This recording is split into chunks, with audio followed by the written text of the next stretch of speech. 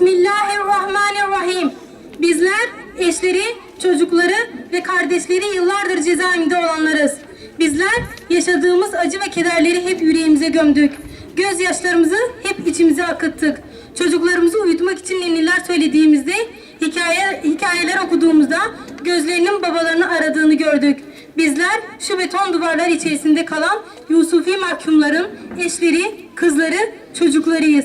Bizler babaları Rabbim Allah'tır dediği için zindalara hapsedilmiş çocukların anneleri, eşleri tutsak edilmiş, kolları kırık kadınlarız.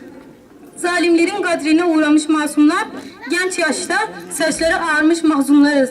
Kamuoyuna çözüm süreci diye yutturulan çalışmasızlık sürecinde binlerce KCK tutuklusu serbest bırakıldı. Müebbet hapisle cezalandırılan Ergenekon ve Balyoz davalarının mahkumları yeniden yargılanma yoluyla beraat ettirdiler. 15 Temmuz ABD destekli darbe girişimi sonrası birçok şey daha şeffaf bir şekilde görünür oldu. Artık gündem FETÖ'nün kumpasları ve aslında bu bir ülkeyi nasıl yönettiklerini de gözler önüne serdi. Bu yapının mağduru olduğunu dile getiren kimi gruplar ki bunlar içerisinde geçmişte askeri ve vesayetin ana aktörleri de var.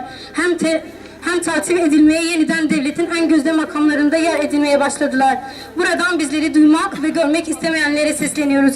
Ne biz, ne eşlerimiz, ne de babalarımız sizlerden merhamet ve af dilenmiyoruz. Sadece adil olmanızı ve çeşitli desiselerle zindanlara konulan 28 Şubat ve FETÖ yargısı mağduru Yusufilerin yeniden yargılanmalarının yolunun açılmasını ve adaletle hükmeden mahkemelerin kurulmasını talep ediyoruz. Sinsice tuzak kurup masumları hapseden zalimlerin akıbetini, yaptıklarının kendilerine kar kalmadığını hepimiz görüyoruz. Sırça köşklerde beddua edenlere değil, mazlumların ahına, dergâh-ı ilahide icabet edildiğine şahitlik ediyoruz. Zulmü icra edenler de nasıl zillete düçar olduysa bu zulmlere sessiz kalanlar da sonunun zillete olacağını hatırlatırız. Ey siyasi irade! Ahiret var, ilahi adalet var, mahkeme-i kübra var. Eğer sizler amel defterinizin kıyamet gününe kadar açık kalmasını istiyorsanız burada bayrama bir hafta kaldı. Bu aileleri sevindirin. Bu ailelerin mağduriyetini giderin. Yeter artık. Bu insanların sabrı kalmamıştır.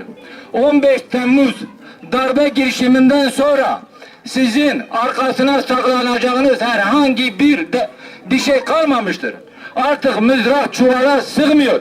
Bu insanlara ceza veren hakimler, savcılar, kumpas kuran emniyet amirleri, polisleri bugün hepsi terörist olarak yargılanıyorlar.